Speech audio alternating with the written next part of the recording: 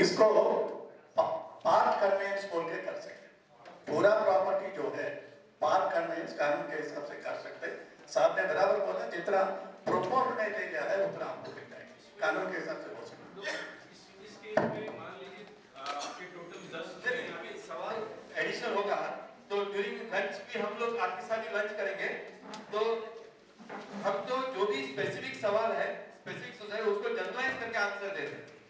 तो it is as he said, it is a part conveyance of the layout, so it is called proportionate conveyance of your building. दूसरा अय्यर साहब का सवाल था, उसके पहले फायर एनओसी के बारे में हमने ऑलरेडी चर्चा किया है कि जो कॉम्प्लायंस है कि नहीं वो देख के आपको बताते हैं। यदि कॉम्प्लायंस नहीं है तो आपको कॉम्प्लायंस करके लेना है, उस तरह से बैकडेटेड जो मिलता है। उसके बाद अय्यर साहब का सवाल था कि सिडको, इधर अय्यर साहब मैनेजर सोसाइटी के, okay, CIDCO transfer fee NA taxes, इसके बारे में हमने चर्चा किया है। देखिए 3 अलग-अलग विषय है। एक एनए टैक्स जो होती है जमीन का टैक्स है, जैसे ही जमीन एनए होता है तो लैंड रिकॉर्ड जो रेवेन्यू डिपार्टमेंट है वो अपना टैक्स कलेक्ट करते हैं under Maharashtra land revenue code. तो आपको ये समझना चाहिए कि अलग-अलग अथॉरिटी है, अलग-अलग चीज के लिए टैक्स देते हैं। दूसरा है जो सिडको है, सिडको कॉमन जैसे आप ये तीनों विषय को लेकर आप जवाब दीजिए, क्योंकि डबल नहीं होना चाहिए। एनए टैक्स, नवीन में म्युनिसिपल टैक्स और सिडको चार्जेस। एनए टैक्स का मुद्दे में अभी तो बहुत सारा सोसाइटी को नोटिस आया है, तहसीलदार का ऑफिस से नोटिस आ गया है। तो इसमें क्या हुआ था, अपना Navi Mumbai corporative housing federation और कोई ऑर्गेनाइजेशन मिलके बॉम्बे में केस लेके गया था, सिडको ने नोटिस भेजा था, लेकिन उसका केस अभी फाइनल रिजेक्ट हो गया, इसलिए तहसीलदार ने नोटिस इशू किया है। जिसका भी इसका बारे में प्रॉब्लम हो आप हमारे पास आ जाइए, आपका नोटिस लेके आपको रेडीमेड रिप्लाई तहसीलदार के लिए आप लोग बना के देंगे। टैक्स तो आपको देना ही है, एनए टैक्स आपको देना ही है, लेकिन गवर्नमेंट जो प्रोसीजर फॉलो किया है नहीं है पूछने के लिए प्रोसीजर बना देते। आप फेडरेशन के पास आ जाइए, आपको CIDCO service charges, CIDCO service charges applicable to CIDCO administrative areas, ये तो आपको देना है। सिडको सर्विस चार्जेस जो भी आपको लगाया जाएगा आपका एग्रीमेंट के हिसाब से, ये आप ऑलरेडी अंडर एग्रीमेंट रिलीज आपने प्रॉमिस किया है कि सिडको का सर्विस चार्जेस आप देंगे। जो सिडको का नोटिस में आ रहा है उतना अमाउंट आपको देना ही पड़ेगा, लेकिन उसमें कुछ डिस्प्यूट होगा तो सिडको को पास डायरेक्टली जा सकते हैं, हमारे पास भी जा सकते हैं, हम आपको मदद कर सकते हैं। तीसरा है Navi Mumbai municipal property tax. Property tax जो कंटिन्यूड होगा तो आपको देना ही पड़ते। जो ओरिजिनली आपका प्रॉपर्टी असेस किया हो और प्रॉपर्टी टैक्स आपका फिक्स किया हो तो आपको देना ही पड़ेगा। फर्स्ट टाइम असेसमेंट हो आपका, देखो आपको कुछ भी डिस्प्यूट हो, आपको लगता है कि आपका जो रेंटेबल वैल्यू जो सिडको ने सॉरी म्युनिसिपैलिटी ने आपको भेजा है वो ज्यादा है तो आपको लगता हो, आप हमारे पास आ जाए, आपको उसका स्टडीज करके हम आपको बराबर मार्गदर्शन देंगे। अभी नेक्स्ट जो सवाल है वो गवर्नमेंट का अथॉरिटीज को लेकर जितने भी हम लेटर लिखते हैं गवर्नमेंट अथॉरिटी को, जैसे ट्री कटिंग है, ट्री कटिंग के बारे में किसने सवाल किया था? ट्री कटिंग है और अलग अलग विषय है। गवर्नमेंट को हम लेटर लिखते हैं वो कभी भी जवाब नहीं देता है, तो आपको ये करना है। देखिए गवर्नमेंट ऑफ इंडिया ने, संविधान ने आपको एक अधिकार दिया जिसको हम बोलते हैं राइट टू इंफॉर्मेशन। इसको अच्छी तरह से आपको ऑफर है।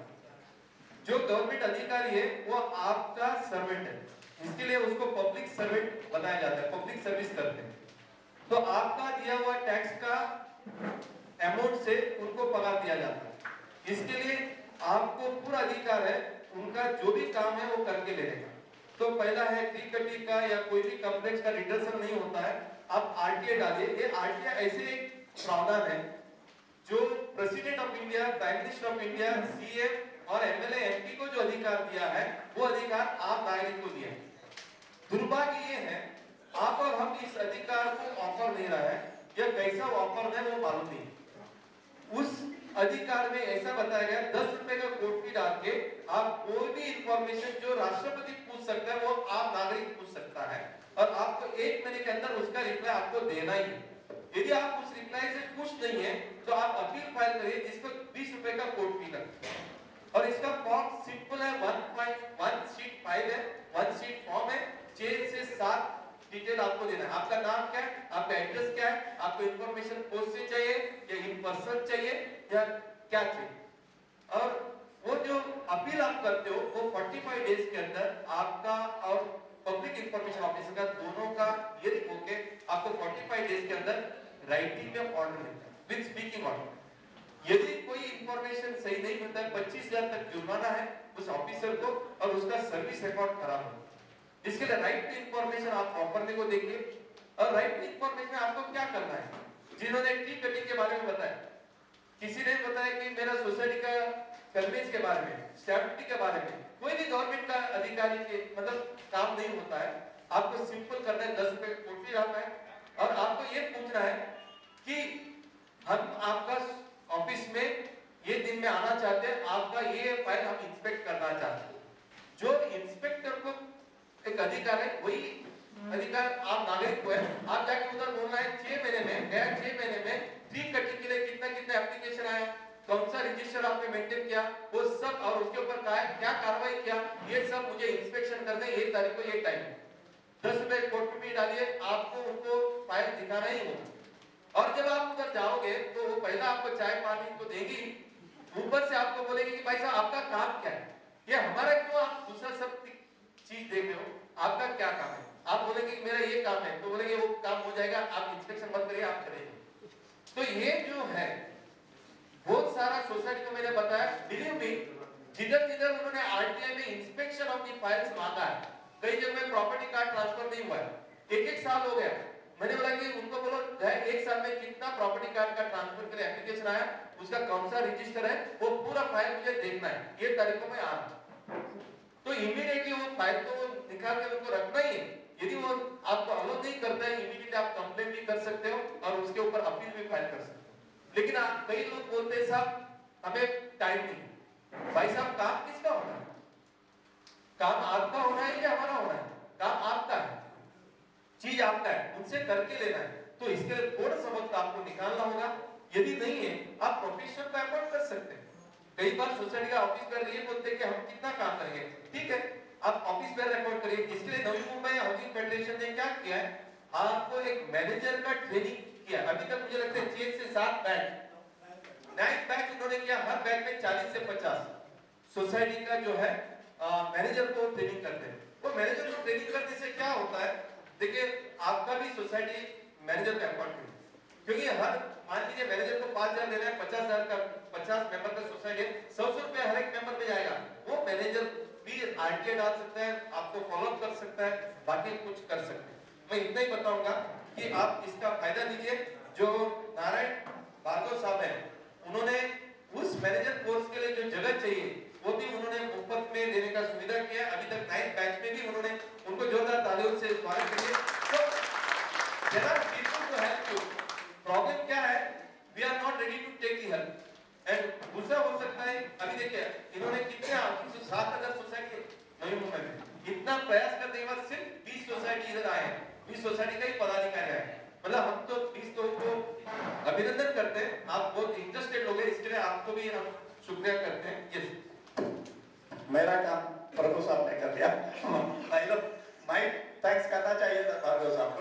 अच्छा, ये प्रॉपर्टी टाइप का एक सूचना मैं आपको देना चाहता हूँ।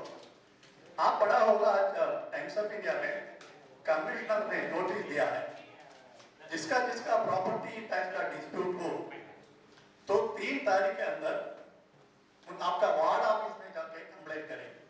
ये आपका जूना प्रॉपर्टी टैक्स का डिस्प्यूट हो उसमें कर सकते। हर साल में ये प्रक्रिया होता है। मार्च 3 तारीख तक कमिश्नर साहब ने टाइम दिया है। आपका वार्ड ऑफिस में जाके जो कंप्लेंट है प्रॉपर्टी टैक्स के बारे में आप इन राइटिंग में दीजिए, उसका अक्नॉलेजमेंट लीजिए। ये करने से आपको सुनवाई के करेक्शन हुआ तो आपको उससे फायदा है। एक चांस आप छोड़ोगे 3 तारीख। नेक्स्ट है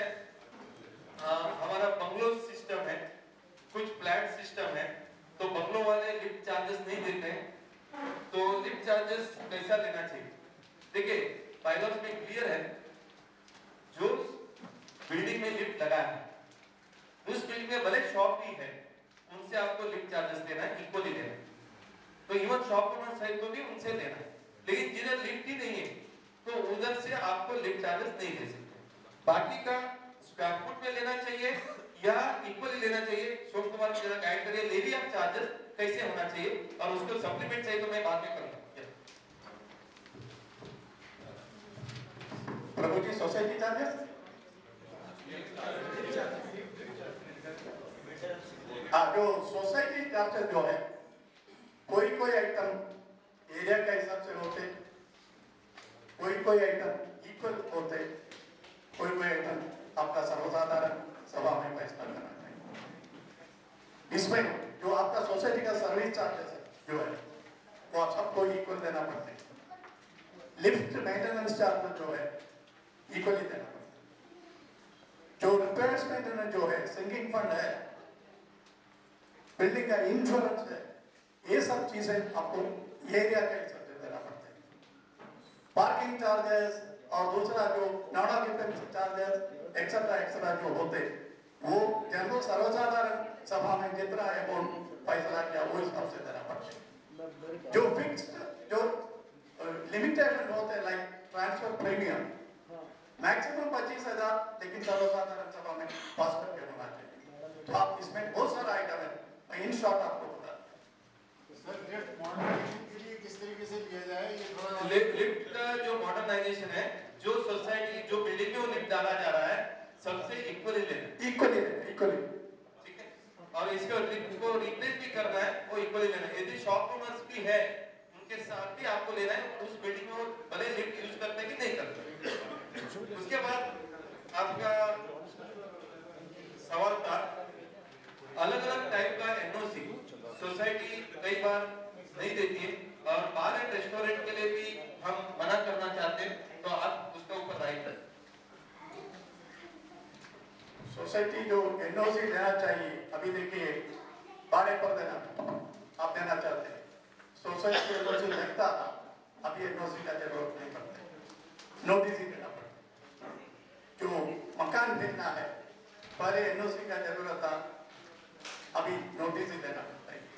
जो स्टैट्यूटरी जो एनओसी चाहिए म्युनिसिपालिटी नहीं तो दूसरा कोई एजेंसी से लेना होगा, तो जब उनका जो रिक्वेस्ट है कानून के अंदर आता तो सोसाइटी को परमिशन देना चाहिए। कि सोसाइटी का परमिशन के बिना अभी देखिए किसी को बढ़ाना है, एफएसआई बढ़ाना है, रीडेवलपमेंट करना है, रिप्लेनिश करना है, जो काम होते हैं जिधर भी म्युनिसिपालिटी का परमिशन चाहिए उधर सोसाइटी को एनओसी देना पड़ेंगे जब उनका प्रपोजल कानून के हिसाब से हो, जो उनका जो फ्लैट का एरिया से आगे वो बढ़ना चाहते हैं, जो ओपन एरिया जो है उसको अंदर करने के लिए ये चाहता है, वो टाइम में आप परमिशन नहीं देंगे।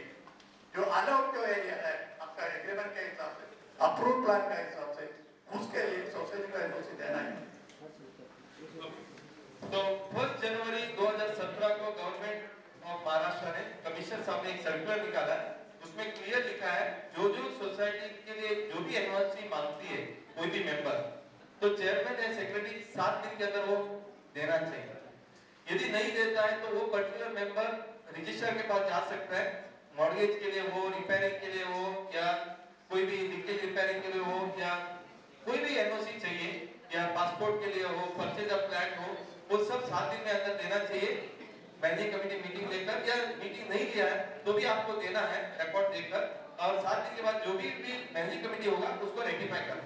यदि नहीं करती है तो आप जो है रजिस्टर के पास जाके वो ले सकते हैं, कैसे जीआर निकाल। दूसरा चीज उन्होंने निकाला है वो है जो रीडेवलपमेंट होकर जो नया मेंबर को एडमिट करना चाहिए, कई बार नया मेंबर का एडमिट नहीं करता है, वो भी करके लेना है। और तीसरा महत्वपूर्ण जीआर निकाला है वो भी 1 जनवरी 2017 को, वो है हर एक सोसाइटी ने मैंडेटेड रिटर्न भरना। देखिए हर एक सोसाइटी में लोगों को ऐसा लगता है कि 6 प्रकार रिटर्न क्यों भरना चाहिए। अभी आपको ये 6 प्रकार का रिटर्न आपको भरना ही है।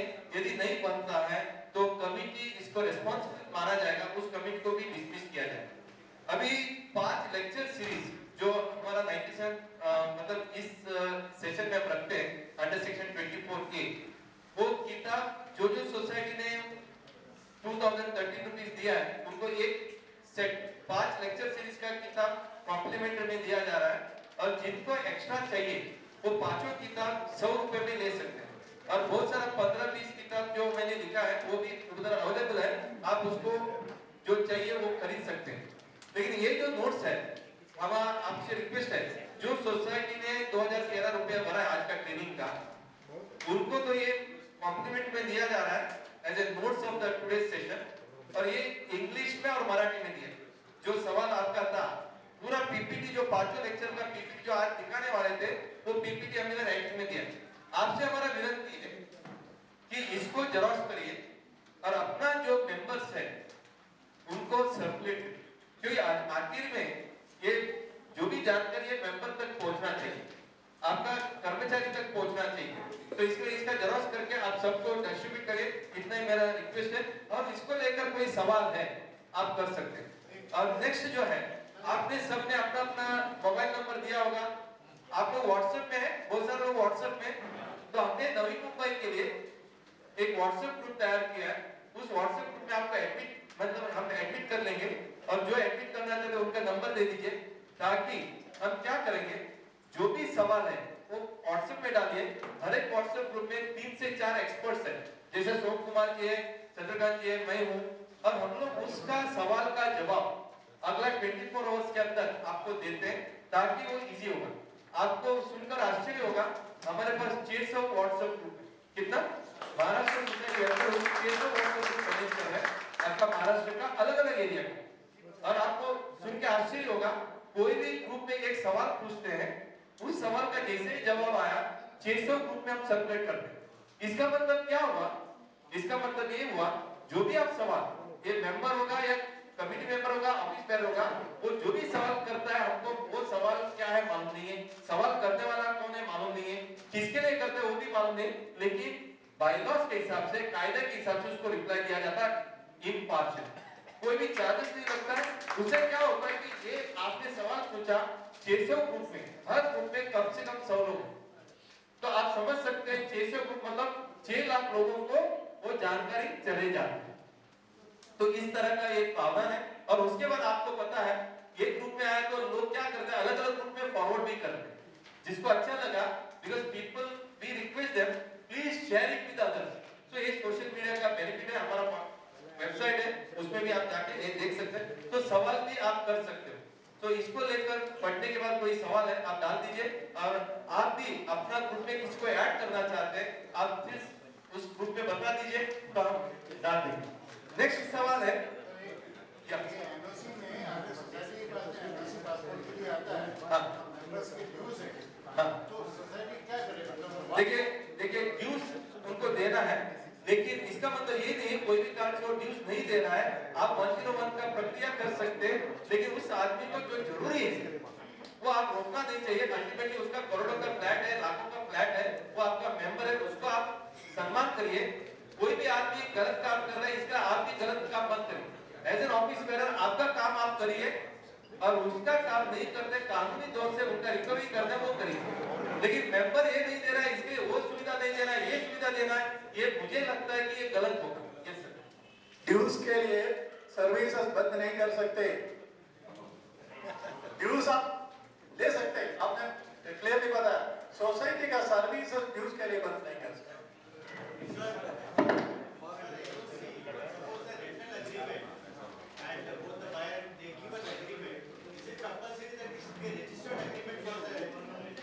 देखिए section 55 of Maharashtra rent control act आप लिख लीजिए, क्लियर कट बोलता है कि जो भी लिमिटलेस एग्रीमेंट है, 1 महीने के लिए भी होगा, 11 महीने के लिए होगा, या जो भी है वो रजिस्टर्ड होना चाहिए।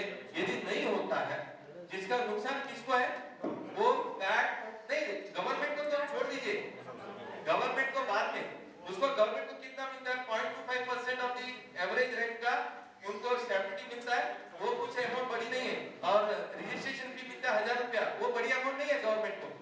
लेकिन जो आदमी फ्लैट भाड़े में देता है वो फ्लैट खो लेगा। कैसा खोलेगा? क्योंकि उस आदमी को जो, देखिए आदमी भाड़ा में देता है, तो यदि 12 महीने के बाद वो वापस नहीं देता है तो उसको इवेक्शन करना चाहिए।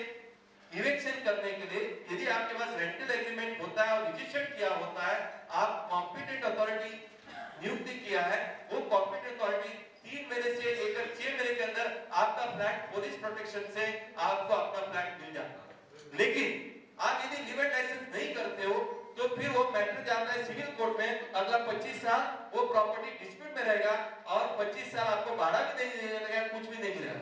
लेकिन कॉम्पिटेंट अथॉरिटी के पास यदि लिव-इन लाइसेंस में आप एग्रीमेंट रजिस्टर करते हो तो आपको वो अपना फ्लैट वापस मिल सकता है, ये पहला। दूसरा कायदा ये बोलती है कि यदि लिव-इन लाइसेंस में देने के बाद भी आप रजिस्टर नहीं करते हो, वो जो जानकारी मिलने के बाद उस लैंड ओनर मतलब फ्लैट ओनर के ऊपर 5,000 का जुर्माना भी है प्लस 3 महीने का कारावास भी है। इसलिए ये सब करने से अच्छा आप कायदा कानून का पालन करिए ना, वो क्यों आप तोड़ते हो? कायदा कानून का पालन करने के बाद वो उसका संरक्षण आपको ही मिलने वाला है। सो मैं इतना ही आपको बताऊंगा, वो करना जरूरी है। There is no role of a managing committee. Only thing is role of a managing committee is to inform to the IGR. IGR means Inspector General और सब रजिस्ट्रार। आप इन्फॉर्म करिए, आपका काम खत्म। Yes sir. एक्चुअली इस committee का जिम्मेदारी है, जब तक एग्रीमेंट रजिस्टर नहीं हो और पुलिस इंडिपेंडेंट रिपोर्ट नहीं हो, आप बाढ़ोतरी को अंदर आने का भी मना कर सकते हैं। जो एग्रीमेंट 100 रुपया स्टैम्प पेपर में करके नहीं तो नोटराइज करके कोई लेके आया तो आप जो बाढ़ोतरी को रोक सकते हैं, सोसाइटी इलीगल ट्रांजैक्शन है उसका लीगल है, आप उसको रोक सकते हैं। लेकिन यदि वो ज्यादा एग्रेसिव है, आप कायदा हाथ में मत लीजिए, आप अपना काम करिए, पुलिस को इन्फॉर्म करिए और आप सब रजिस्ट्रार को जहां डॉक्यूमेंट रजिस्टर होता है कलेक्टर को इन्फॉर्म करिए और उससे आगे मत बढ़िए। क्योंकि कई बार हमने ये देखा है, साहब ने जैसा बताया कि हमने बात किया, इसके लिए हमने उसको रोका, रोकने के बाद उन्होंने हमें मारा, हमने मारने के बाद हमको पुलिस स्टेशन में अंदर कर दिया।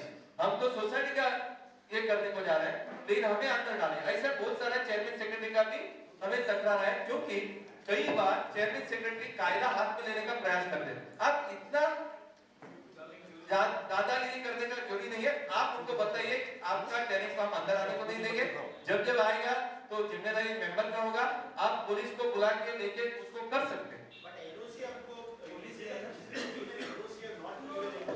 There is no need of any NOC sir, only notice.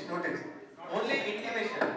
If somebody is giving a flat on rental basis, he has to register the agreement, he has to inform the police, and then both the copies should be submitted to the society. Society should be intimated that so and so is person coming.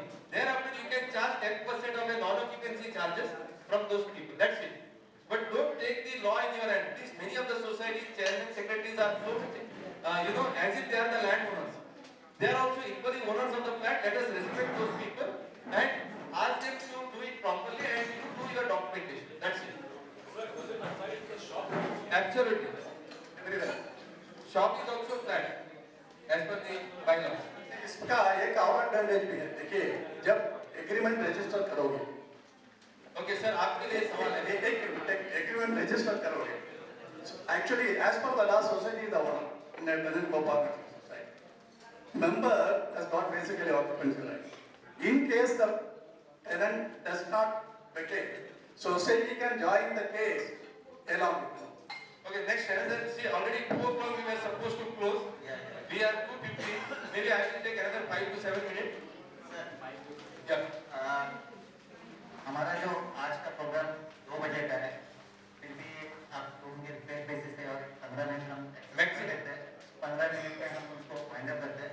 फिलहाल हमने आपको एक feedback forms दिया है जो प्रभु sir को दिया जाएगा। आप लोगों का जो भी कुछ क्वेश्चंस है उसमें अपना मोबाइल नंबर आके आप दे दीजिए, वो आपको व्हाट्सएप पे रिप्लाई करेंगे। फीडबैक में ये भी आना मेरी इच्छा है कि आज का जो प्रोग्राम ऑर्गेनाइज किया है उसमें कुछ कमतरता है या कुछ ऐसा लगता है कि और वो प्रोग्रेस करना चाहिए, वो भी प्लीज लिख दीजिए।